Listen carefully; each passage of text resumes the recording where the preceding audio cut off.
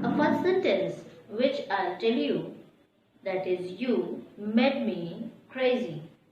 तुमने मुझे पागल कर दिया, या तुम्हारी वजह से ही मैं पागल हुआ हूँ.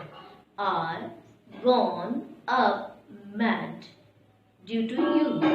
Are gone up mad due to you. क्या सेंटेंस है? Are gone up mad due to you. ये सेंटेंस एक है. दूसरा, इसको छोटे में भी हम कह सकते हैं, You made me crazy. क्या कह सकते हैं? You made me crazy. इसी तरह से अगले सेंटेंस की तरफ हम जाते हैं. उस सेंटेंस को हम तब बोलते हैं जब कभी किसी ने हमें हर्ट किया है और हम रोने लगे. तो हम उसे जब कभी भी इसको एक्सप्रेस करते हैं तो उस व्यक्ति को हम कहते हैं कि तुमने मुझे रुलाया. ऐसे वाक्यों को हम किस तरह से कहते हैं? You made me weep. क्या कहते हैं? You made me weep. आपको याद हो नहीं चाहते. या जब कभी कोई काम करते हैं तो बहुत ही ढीले स्वभाव से काम करते हैं, तो आपको बड़े, आपसे सीनियर, आपके साथ वाले क्या कहते हैं कि तुम कितने आलसी हो. इसको क्या कहा जाता है इंग्लिश में? जरा सीखते हैं.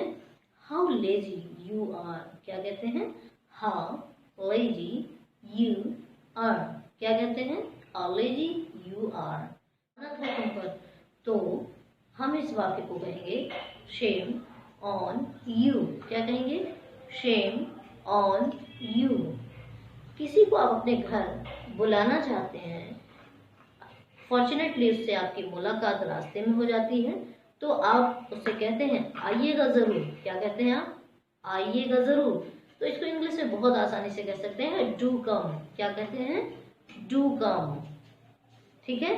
अगला सेंटेंस है या टाल मटोल करता है और आपकी बहुत इच्छा है, तो आप क्या कहते हैं?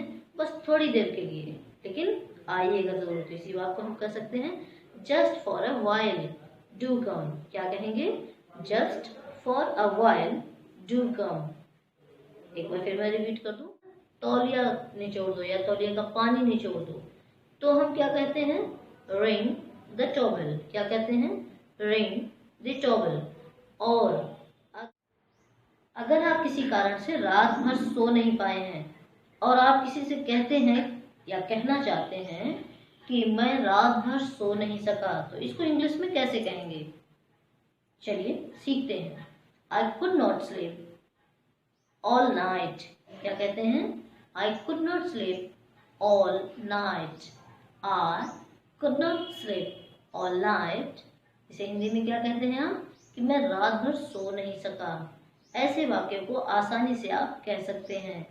फिर आगे जब कभी भी आप किसी से अपना प्रेम जाहिर करते हैं, किसी से आप प्रेम करते हैं, तो आप क्या कहते हैं? आप हमेशा कहते हैं मैं तुम्हें हमेशा प्यार करूंगा या मैं तुम्हें हमेशा चाहूंगा. इस तरह के वाक्यों को बोलने के लिए हम हमेशा एक कॉमन सेंटेंस बोलते हैं, I love you for ever. क्या बोलते हैं? I love you for ever means I will love you for ever. फिर ऐसे ही जब कभी भी हम एक्सप्रेस करते हैं अपने अफेक्शन को, तो उसमें कुछ और भी छोटी मोटी बातें कहते हैं, जैसे तुम मेरे लिए सब कुछ हो. क्या कहते हैं? तुम मेरे लिए सब कुछ हो. You are everything for me. क्या कहते हैं? You are everything to me. होना नहीं चाहता, तो आप इंग्लिश में इसको कैसे कहेंगे? I don't want to lose you. क्या कहते हैं?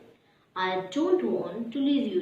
जब कभी भी आप अपने पेरेंट्स से ये कहना चाहते हैं कि मैं आपको खोना नहीं चाहता, अपने दोस्त से कहना चाहते हैं मैं आपको खोना नहीं चाहता, आप किसी से भी कहते हैं, अपनी सिस्टर से कहते हैं मैं आपको खोना नहीं चाहता, तो इसे इंग्लिश में कैसे कहेंगे? I don't want to lose you.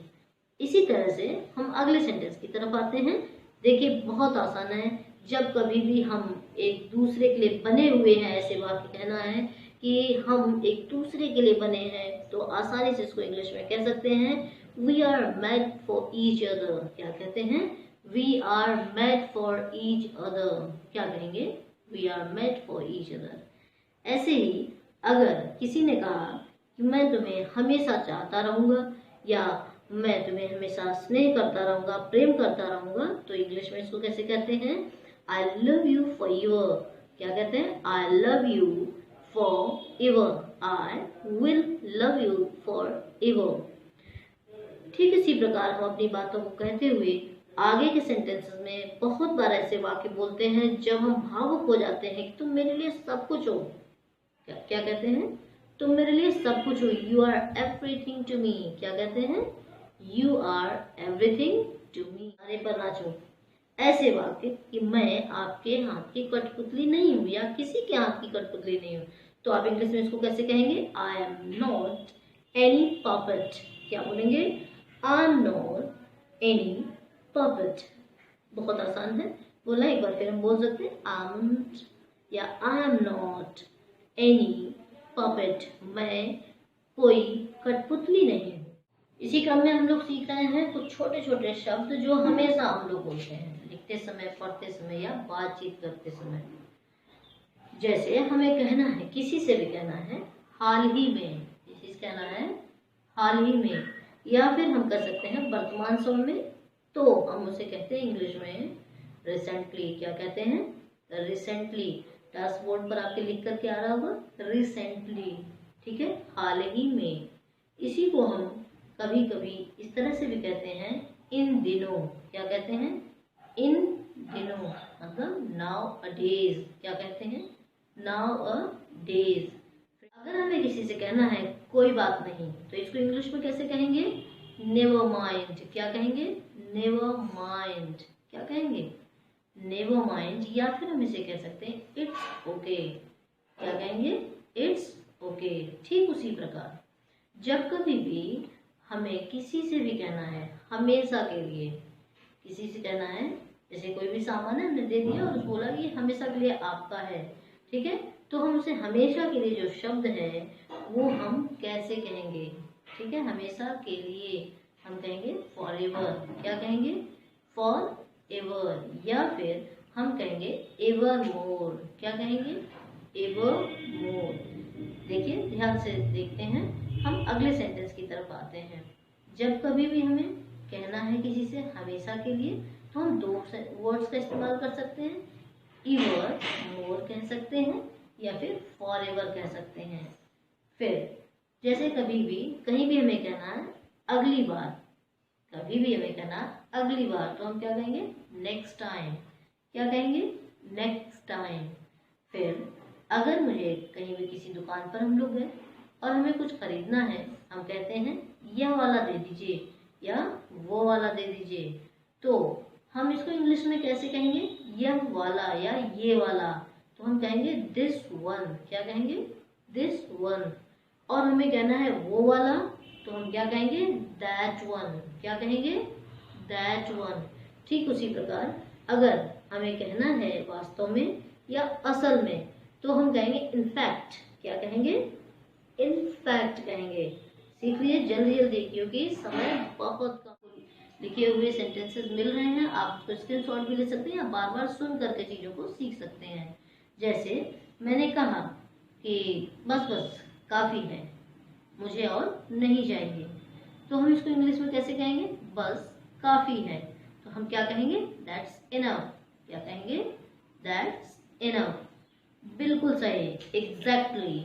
जब कभी भी कहीं कहना है बिल्कुल सही, क्या कहेंगे? एग्जैक्टली। ऐसे ही हमें एक और सेंटेंस बोलना है बिल्कुल वैसा ही। क्या कहना है? बिल्कुल वैसा ही, तो क्या कहेंगे? Exactly the same. क्या कहेंगे? Exactly the same. ठीक उसी प्रकार जल्दी आना कह दिया गया, जल्दी आना, तो इसे इंग्लिश में क्या कहेंगे? कम सून। क्या कहेंगे? कम सून। जाने भी दो, लेट इट बी। जाने भी दो, लेट इट बी। ऐसे ही हम किसी को भी कहना चाहते हैं कि लगे रहो, जारी रखो, चलते रहो, ऐसे कोई भी वाक्य, तो हम कहते हैं कीप इट अप। क्या कहेंगे? Keep it up. ठीक उसी प्रकार हमें कहना है लगे रहो या कार्य को निरंतर करते रहो, प्रयास को जारी रखो, तो क्या कहेंगे? Keep trying. क्या कहेंगे? Keep trying. नेक्स्ट, अगर हमें कहना है किसी से कि थोड़ा इंतजार करें, तो क्या कहेंगे? वेट अ बिट या वेट अ लिटिल कह सकते हैं उसे हम। ठीक उसी प्रकार हम कहें देरी मत करो, मतलब देर मत करो, तो हम इंग्लिश में क्या कहेंगे, डोंट डिले।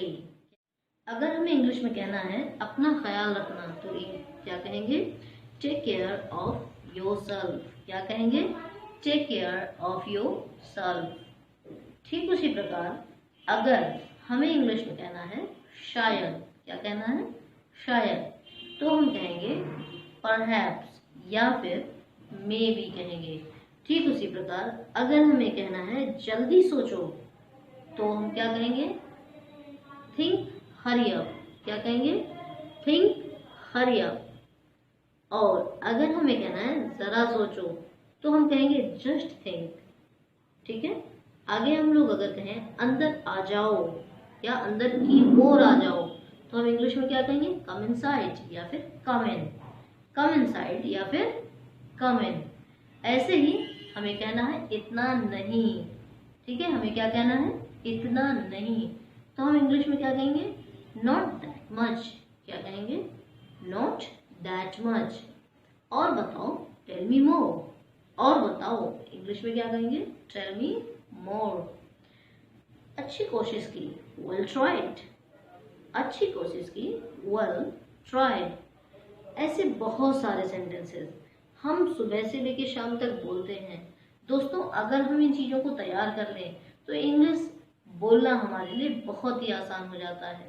तो हर रोज़ हम आपको अपने चैनल पे नया वीडियो देते रहते हैं, नई चीज़ें सीखने के लिए आपको इंस्पायर करते हैं। आप सीखते रहिए और यूट्यूब चैनल डीडीएस ग्रुप का जरूर सब्सक्राइब करिए, जिससे हम आपको नए नए वीडियोस देने के लिए मोटिवेटेड हो सकें और आपको अच्छे से अच्छा कुछ न कुछ जरूर सिखाते रहें। Thank you so much.